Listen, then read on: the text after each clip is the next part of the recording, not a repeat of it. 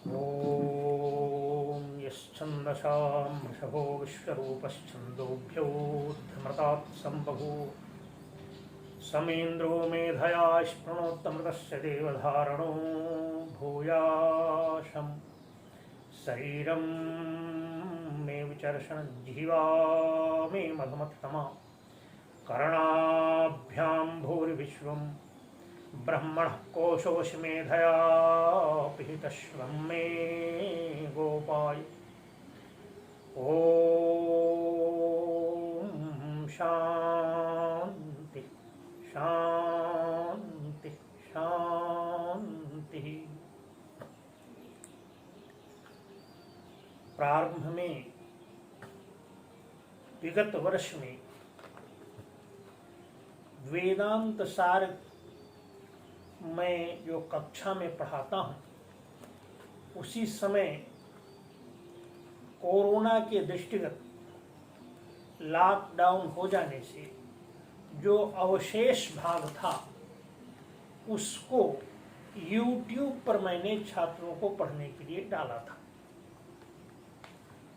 किंतु प्रारंभिक भाग जो पढ़ा चुके थे उस समय वह YouTube पर नहीं डाला। YouTube पर वह कक्षाएं डालने के बाद यह सामने आया कि हमारे छात्रों के अतिरिक्त भी बहुत सारे लोगों ने उसका अध्ययन किया, पढ़ा और उन्होंने प्रारंभ के जो शेष भाग हैं उनको भी विधिवत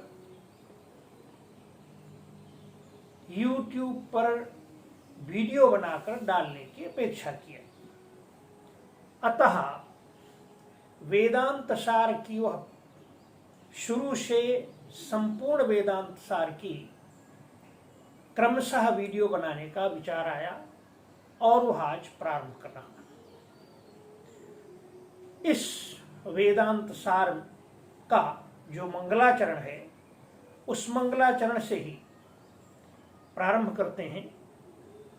वेदांत सार का मंगलाचरण है, अखंडम सच्चिदानंदम अवांग मनस गोचरम आत्मानम अखिलाधारम आश्रय अभीष्ट सिद्धे। करें अखंडम सच्चिदानंदम। अखंड का अर्थ सबको मालूम है, जो खंडित नहीं है, एक है, कहीं से टूटा हुआ नहीं है, विकृति रहित है, ऐसा जो सत्चित आनंद स्वरूप। अवांग मनस गोचर, वाणी मन और मन से परे, वाणी और मन से दिखाई नहीं देने वाला, उससे उसको नहीं पकड़ा जा सकता है। अवांग मनस गोचरम सच्चिदानंदम, जो वाणी और मन से परे सतचिद आनंद स्वरूप अखंड आत्मान आत्म तत्व है। अखिलाधारम, जो संपूर्ण का अखिल का आधार है, उसका हम आश्रय लेते हैं। आश्रय माने उसका हम आश्रय लेते हैं। किस लिए? तो करें अभीष्ट सिद्धे, अभीष्ट सिद्धि के लिए।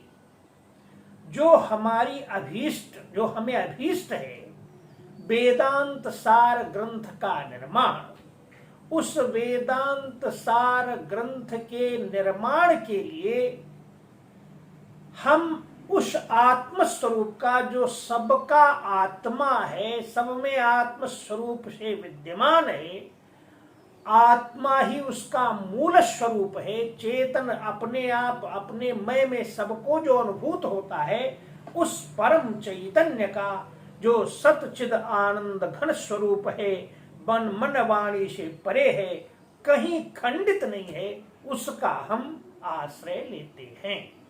यह मंगल श्लोक है वेदांत सार का। अब आगे चलते हैं। अब ग्रंथ का प्रारंभ कर रहे हैं। एक मंगल श्लोक और है। उसे भी पूरा कर लिया जाए।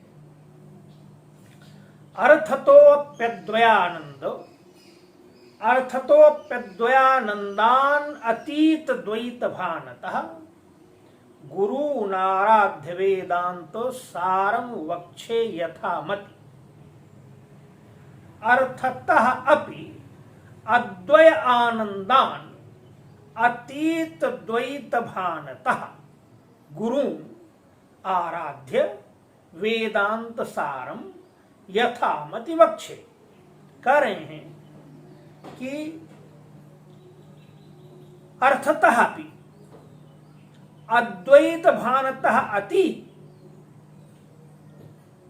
अद्वय आनंदान, अर्थ से भी जो द्वैत भान से परे हो गए हैं और अद्वय आनंद में रहते हैं, ऐसे गुरुओं की ऐसे गुरुओं की आराधना करके वेदांत सारम, वेदांत का जो सार है वह वक्षे कहते हैं यथामति, जैसी कि मेरी बुद्धि है उस बुद्धि के अनुसार। यह सदानंद योगींद्र वेदांत सार के रचनाकार हैं। तो सदानंद योगींद्र अपने गुरुजनों की आराधना करके जैसी उनकी बुद्धि उस प्रकार से वेदांत का सार कहते हैं। अब यहां प्रश्न उठता है कि वेदांत क्या है, यही नहीं पता है, तो पहले वेदांत मालूम हो तब उसका सार पता लगे।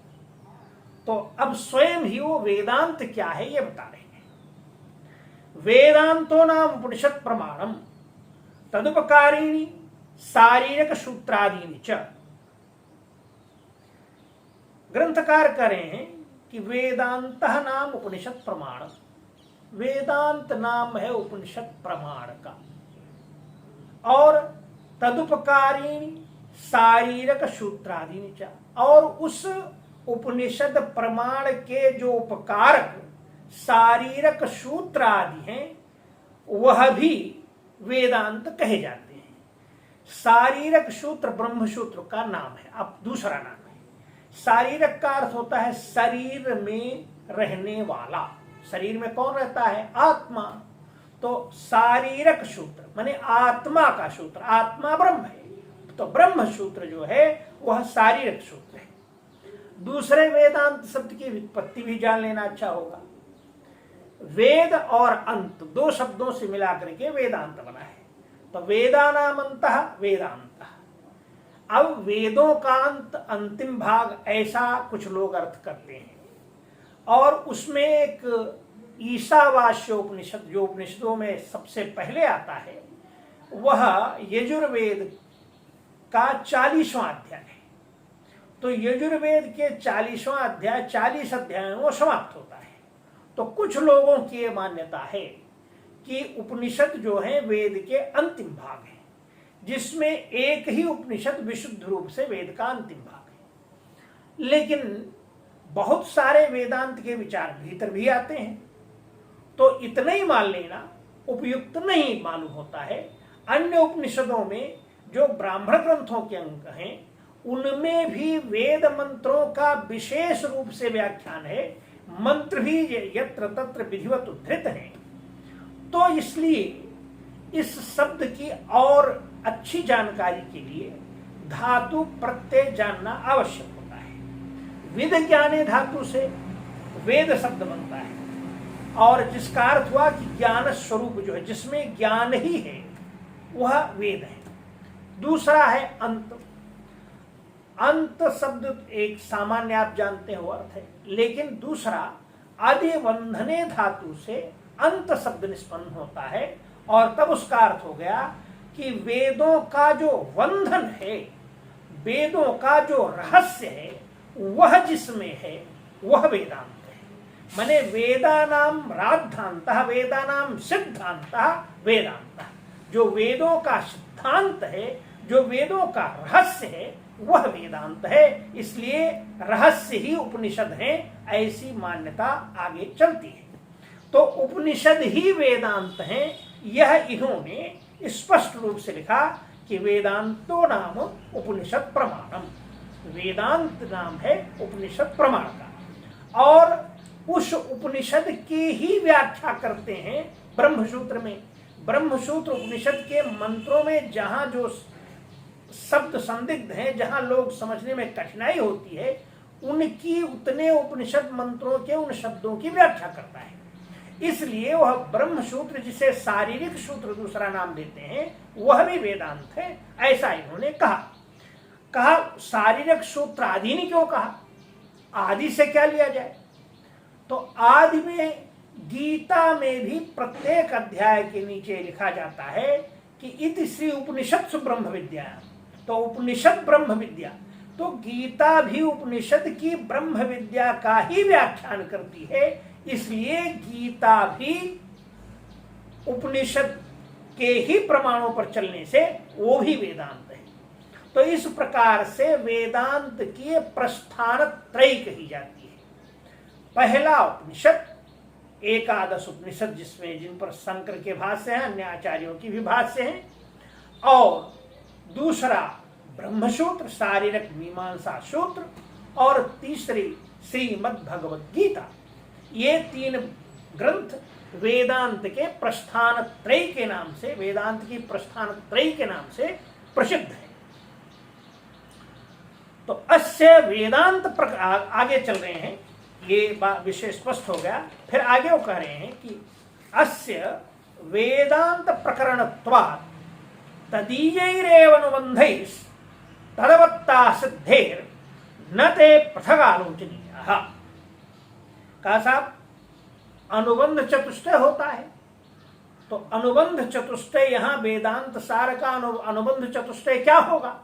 इस प्रश्न के उत्तर में ग्रंथकार कह रहे हैं कि अस्य वेदांत प्रकरणत्वात्, यह वेदांत सार वेदांत का ही प्रकरण है, इसमें अलग से कुछ नियम कार्य है।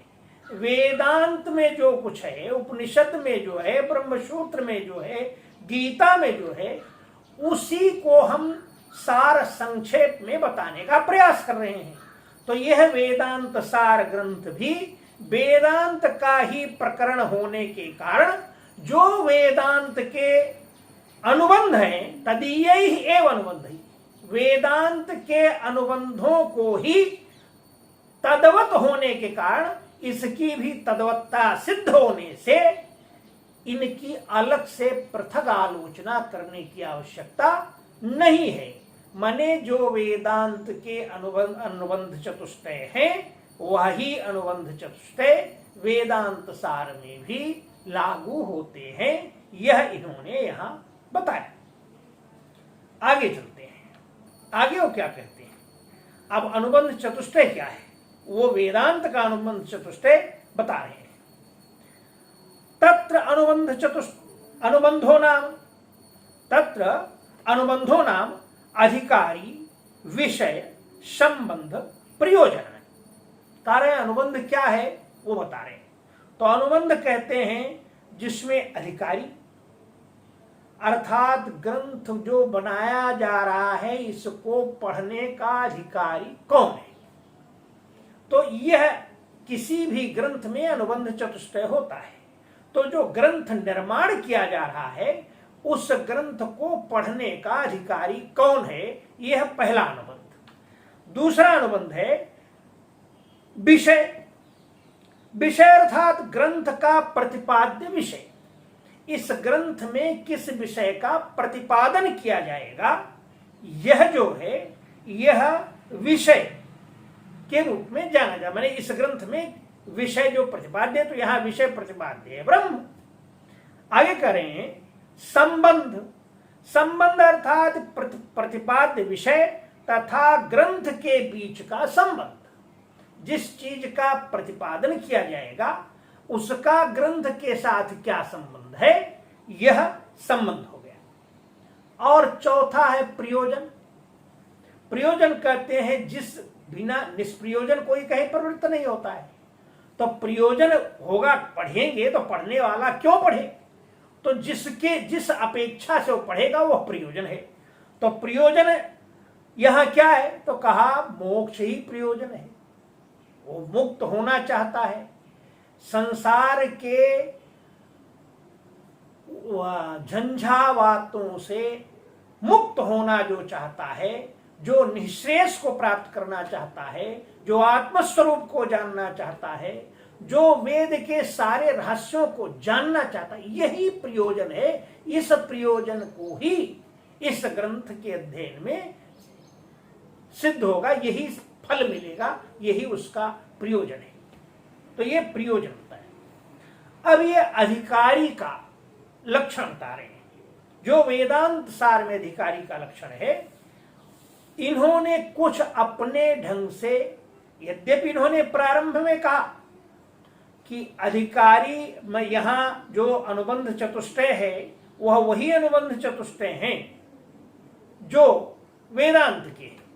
तो वेदांत में यह शंकराचार्य के मत के अनुयायी है, तो इनको वही मानना चाहिए जो शंकराचार्य ने अनुबंध चतुष्टय माना है। लेकिन यह उस अनुबंध चतुष्टय से हट करके जो अधिकारी का लक्षण शंकराचार्य ने दिया है उसमें कुछ अपना जोड़ते हैं। वह जो जोड़ते हैं उसका भी हम यहां विश्लेषण करेंगे। तो यहां ये जो कह रहे हैं वो है अधिकारी तो विधिवत अधीत वेद वेदांगत्वेनापातो अधिगत अखिल वेदार्थो अस्मिन् जन्मनि जन्मांतरे वा काम्य निषिद्ध वर्जन पुरस्सरम नित्य नैमित्तिक प्रायश्चित्तोपासना अनुष्ठानेन निरगत निखिल कलमशतया नितांत निर्मल स्वांतः साधन चतुष्टय संपन्न प्रमाता। पहले इसका अर्थ समझ लें, फिर आगे जो शंकराचार्य ने कहा है उस पर विचार करेंगे। अधिकारी तो विधिवत अधीत वेद वेदांगत्व, जिसके द्वारा विधिवत वेद और वेदांतों का अध्ययन कर लेने से आपाततः अधिगत अखिल वेदार्थ, आपाततः माने भली भांति, अधिगत माने प्राप्त कर लिया गया है, अधिगत कर लिया गया है संपूर्ण वेदों का अर्थ। कहा ऐसा, तो अब उसमें थोड़ा संशोधन करते हैं। अस्मिन् जन्मनि जन्मांतरेव, इस जन्म में अध्ययन किया है अथवा पूर्व जन्म में किसी अध्ययन किया है। अब पूर्व जन्म तो किसी ने देखा नहीं है, लेकिन यहां ये करें कि इस जन्म में अध्ययन किया है अथवा पूर्व जन्म में अध्ययन किया है। अब पूर्व जन्म में अध्ययन के आधार पर आप किसी को अध्ययन करने से रोक नहीं सकते, क्योंकि आप नहीं जानते कि उसने पढ़ा है कि नहीं पढ़ा है। और यह मानना चाहिए कि उसमें वैराग्य हो गया है, साधन चतुष्टय हो गया है, तो उसमें सभी माने वह पूर्व जन्म में अध्ययन किया होगा, ऐसा मान लिया जाएगा। यह इनका कहना है। तो विधिवत अधीत वेद वेदांगत्वेन आपातो अधिगत अखिल वेदार्थो अस्मिन् जन्मनि जन्मांतरेवा, इस जन्म में पढ़ा हो चाहे अन्य जन्म में। उससे क्या होगा? पढ़ने से का सारे वेद का अर्थ जान लेने से काम्य निषिद्ध वर्जन पुरस्सरम, काम्य कर्म और निषिद्ध कर्म। काम्य कर्म कहते हैं जिनको विहित कर्म कहा जाता है, जिनका विधान किया गया है ये करना चाहिए जीवन जीने के लिए, जो कर्म विहित किए गए हैं। सत्य बोलिए, धर्म पर चलिए, अपने कर्मों को ठीक से कीजिए, आजीविका चलाने के जो आपके कर्म हैं उनको नैतिकता पूर्वक कीजिए। ये सारे काम्य कर्म हैं। और निषिद्ध हैं, चोरी मत कीजिए, डकैती मत कीजिए, दूसरे को मत सताइए, ये निषिद्ध कर्म है। तो करें कि काम्य कर्म और निषिद्ध कर्म दोनों को भीतर से त्याग दिया है जिसने, नित्य नैमित्तिक प्रायश्चित्तोपासना अनुष्ठाने, और नित्य नैमित्तिक, नित्य कर्म और नैमित्तिक कर्म तथा प्रायश्चित्त कर्मों का विधिवत और उपासना का विधिवत अनुष्ठान करने से जिसके भीतर के निर्गत निखिल कलमस्तया नितांत निर्मल स्वांत, जिसके भीतर से सारे कलमस निकल गए और जिसका अंतःकरण पूर्ण रूप से शुद्ध हो गया, वह ऐसा जो व्यक्ति है वह साधन चतुष्टय संपन्न, ऐसा साधन चतुष्टय संपन्न प्रमाता ही वेदांत का अधिकारी है। आचार्य शंकर ने माने आदि शंकराचार्य ने अपने वेदांत सूत्रों के व्याख्यान में अधिकारी का लक्षण क्या दिया है और उस पर उन्होंने क्या विचार किया है। तो पहले ही सूत्र में अथातो ब्रह्म जिज्ञासा वेदांत का सूत्र है, उसके विचार में ही पूज्य शंकराचार्य जी कहते हैं अथ शब्द आनंतर्यार्थ परिगृह्यते। यहां जो अथ शब्द है वह आनंतर्य के लिए ग्रहण किया गया है, न अधिकारार्थ। अधिकार के लिए अथ शब्द का प्रयोग नहीं किया गया है। अथ शब्द के जहां अथा तो ब्रह्म जिज्ञासा है, अथवा अथ वेदानुशासनम, अथ योगानुशासनम, इस तरह से अनुशासन कहीं है, कहीं विविध अर्थों में, कहीं मंगलवाचक है। तो यहां अथ शब्द किस अर्थ में प्रयोग किया गया है, उस पर आदि शंकराचार्य का कहना है कि यह अथ शब्द यहां पर आनंतर के लिए प्रयोग किया गया है, अधिकार के लिए नहीं है। कहा अधिकार के लिए क्यों नहीं है, ब्रह्म जिज्ञासा में अधिकारी की जरूरत नहीं होगी। तो उत्तर दिया ब्रह्म जिज्ञासाया अनधिकार्यत्वात्।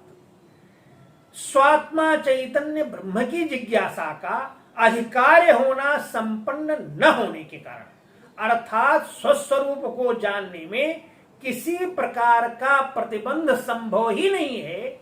कोई जो अपनी आत्मा को जानना चाहता है उस पर कोई आरोप, कोई रोक, कोई प्रतिबंध नहीं लगाया जा सकता। इसलिए यहां अधिकारार्थ में नहीं है, केवल अब यह कोई भी अपनी आत्म स्वांत प्रेरणा से आत्मस्वरूप की जिज्ञासा उसमें जग सकती है। इसलिए यहां अधिकारी जैसा कोई बात, कोई विषय बैठता नहीं है, ऐसा आचार्य शंकर का मंतव्य है। इसलिए हमने कहा कि उन्होंने कह दिया वेद वेदांत सब कुछ, वेद वेदांग सारा पढ़ने के बाद इस जन्म में अन्य जन्म में, शंकराचार्य जी साफ साफ कर रहे हैं कि अधिकारी का विषय यहां है ही नहीं है, कोई भी जान सकता है।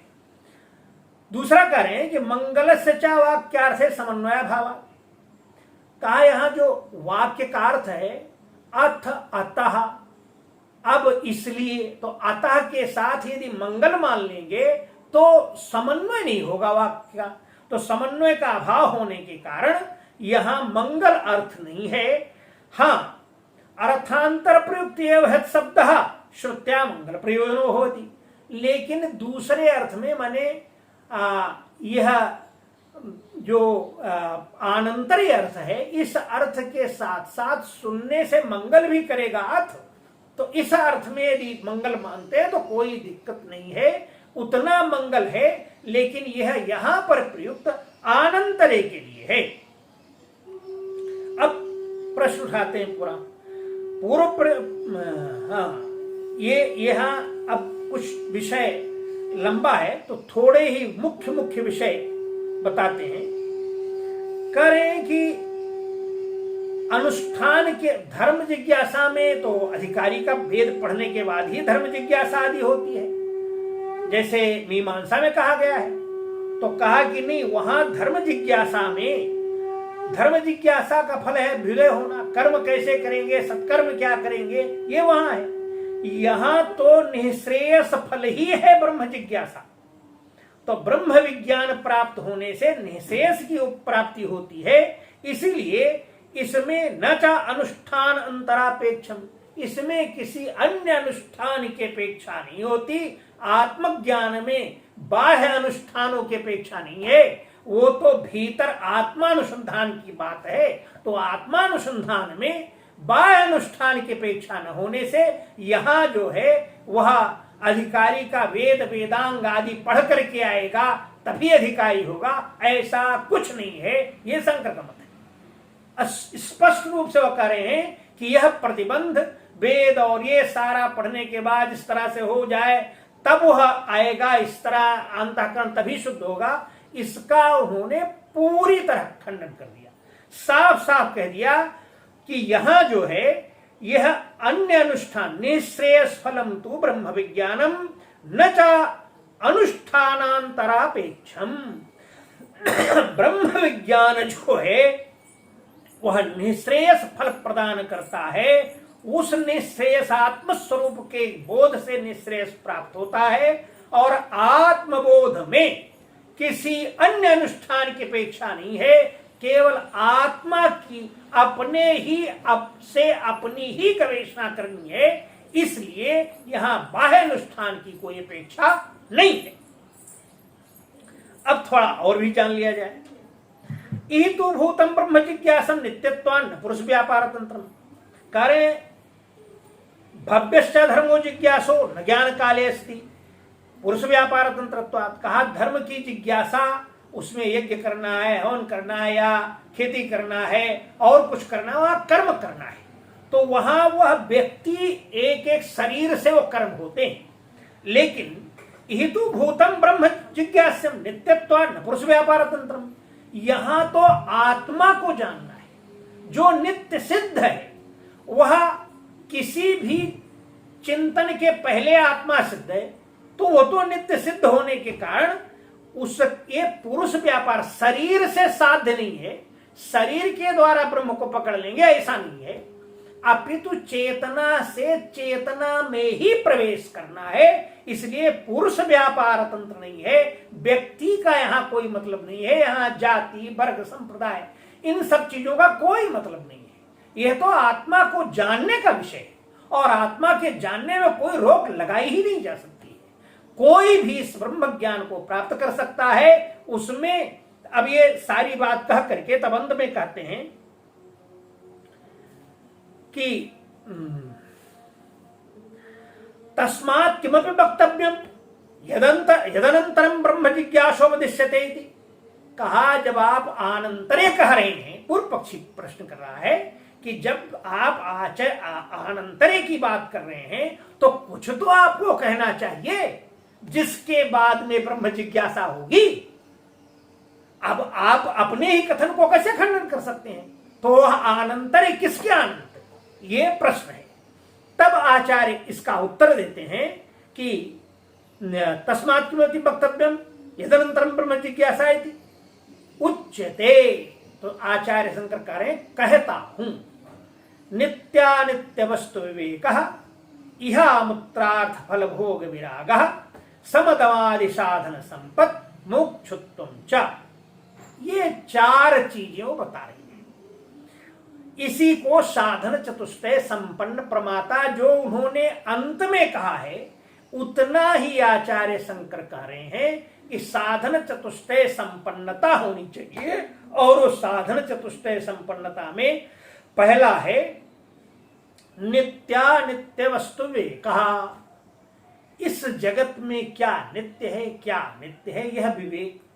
यहां जो कुछ भी उत्पन्न हुआ है सब नष्ट हो रहा है, तो यह सब कुछ अनित्य दिखाई पड़ता है। अस्मिता ही नित्य दिखाई पड़ती है। तो नित्य और अनित्य वस्तु का विवेक हो।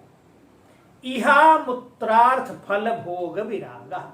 इहि और अमूत्र, इहि माने यहां इस जगत में ऐसा करेंगे, ये करेंगे तो ऐसा फल मिलेगा, ऐसा धन कमाएंगे, इस तरह सुखी हो जाएंगे, इस ऐसी पत्नी मिले, ऐसे संतान हो, यह सारी जो भावनाएं हैं, इस जगत के सुख प्राप्त करने की अपेक्षा से कर्म करने की जो आकांक्षा है, वास्तव में सारे कर्मों के पीछे एक सुख भोग की आकांक्षा है। तो फल भोग की आकांक्षा इस जगत के फल भोगने की हो, अथवा यज्ञ करेंगे, हवन करेंगे और उससे स्वर्ग प्राप्त करेंगे, वहां नई तमाम अप्सराएं होंगी, ऐसी जो स्वर्ग भोगने की आकांक्षा है, इन दोनों प्रकार के भोगों से वैराग्य। कहा वैराग्य क्यों? कहा अनित्य है। नित्यानित्य वस्तु विवेक में अनित्य में दूसरा आ गया। यह सब कुछ जो अनित्य है उस अनित्य के प्रति वैराग्य और नित्य के प्रति लगाओ। तो नित्यानित्य वस्तु विवेकः इहा मूत्रार्थ फल भोग विरागः। दूसरा कहा समदमादि साधन संपत्। समदम, सम कहते हैं मन के निग्रह और दम कहते हैं इंद्रिय निग्रह। तो समदमादि साधन संपत्ति, मन का निग्रह और इंद्रिय निग्रह के जो व्यक्ति में होना चाहिए, यह संपत्ति होनी चाहिए। इंद्रिय लोलुप जो होगा वो आत्मचिंतन ही नहीं करेगा, वो आत्मा को जानने की अपेक्षा ही नहीं करेगा। इसलिए इंद्रिय लोलुपता नहीं चाहिए, मनमुखी भी नहीं होना चाहिए। ये दो चीज बताई। और अंत में कहा मोक्षुत्तम चा, मोक्ष होने की इच्छा। इस जो आकांक्षा के कारण दौड़ जारी है, परेशान है, वो सूत्र है ना कि ये द्वा सुपर्णा सयुजा सखाया समाने वृक्षे पुरुषो निमग्नो, द्वा सुपर्णा सयुजा सखाया समानम वृक्षम परिशस्व जेति। उसमें यह दो सुंदर पंख वाले पक्षी एक ही डाल पर बैठे हैं। तयोरन्य पिप्पलम स्वाद्वतीय नन्यो अभिचाकसी, उनमें से एक उस वृक्ष के फल खाता है, अपेक्षा रहती है कि मीठा मिलेगा, खट्टा मिल जाता है, जैसी अपेक्षा है वैसा फल नहीं मिलता है, इसलिए परेशान है। और दूसरा फल नहीं खाता, सिर्फ देखता है उस और सुखी है। कहा यह जो स्थिति है, इस फलाकांक्षा के कारण दौड़ रहा है। कहीं स्वर्ग पाने के लिए यज्ञ हवन और ये करेंगे, ऐसे सुख भोगेंगे, अथवा जगत में पाने के लिए सुख भोगेंगे। इसी सुखाकांक्षा में अभिहित कर्म भी करने लगता है, चोरी करने लगता है, डकैती, अभिहित कर्म, विहित कर्म के माध्यम से अथवा अभिहित कर्म के माध्यम से उस सुखोपभोग की आकांक्षा ही तो है। तो यह आकांक्षा जो है व्यक्ति को उसके स्वाभाविक तथ्यों से, उसकी जो जीवन की एकात्मता अपेक्षित है, जो जीवन में शांति अपेक्षित, वो नहीं आती है, अशांत होके दौड़ता रहता है। तो मोक्ष की इच्छा हो, इस अशांति से शांति पाने की इच्छा जिसमें है, ये चार चीजें होनी चाहिए। ऐसा साफ साफ आज शंकराचार्य जी ने अपने पहले ही सूत्र में विधान कर दिया है। इसलिए जो जाति, वर्ग और संप्रदाय के आधार पर ब्रह्म ज्ञान किया इस तरह की बातें करते हैं, उन सब का पहले ही उस पर खंडन हो गया। बाद के कुछ सूत्रों में लोगों ने जाति को स्थापित करने की कोशिश की, लेकिन मेरी मान्यता यह है कि निश्चित ही वे आचार्य के नहीं हो सकते जो पहले ही सूत्र में जाति, वर्ग, संप्रदाय और अधिकारित्व की बात का खंडन कर देगा। वो फिर उसका समर्थन क्यों करेगा? इसलिए वह प्रक्षिप्त है। जहां कहीं भी ऐसे अंश शंकराचार्य के नाम से आते हैं, वह प्रक्षिप्त हैं, क्योंकि वो पहले ही सूत्र में इन सारी चीजों का खंडन कर देते हैं। और वो शंकराचार्य के जो शंकराचार्य जी का भाष्य है, उस पर उनके सबसे प्रिय शिष्य पद्मपाद ने पंचपादिका टीका लिखी थी। पंचपादिका का मतलब हुआ संपूर्ण एक अध्याय के 4 पाद और दूसरे अध्याय का 1 पाद और 5 पाद पर वो टीका थी, लेकिन वह टीका भी लोगों ने गायब कर दी। अब केवल 4 सूत्रों पर ही मिलती है, और इन 4 सूत्रों में जातिवाद, वर्गवाद, संप्रदायवाद अथवा अधिकारी के नाम पर किसी को वंचित करने की बात का पूरी तरह खंडन कर दिया गया है। इसलिए कहीं भी जो उनके नाम से जाति, वर्ग, संप्रदाय की बातें की जाती हैं, वे प्रक्षिप्त हैं, उनकी लिखी नहीं है। और यहां भी मैंने इसलिए वेदांत सार में जो इन्होंने कहा कि इस जन्म में या अगले जन्म में कहीं वेद, सारा वेद पढ़ा हो, वो शंकराचार्य के चिंतन के अनुकूल नहीं है। शंकराचार्य के चिंतन के अनुकूल केवल इसकी अंतिम पंक्ति है, जिसमें वो कहते हैं साधन चतुष्टय संपन्न प्रमाता अधिकारी। जो साधन चतुष्टय संपन्न प्रमाता है, वही वेदांत शास्त्र के सुनने का अधिकारी है। आज इतना ही।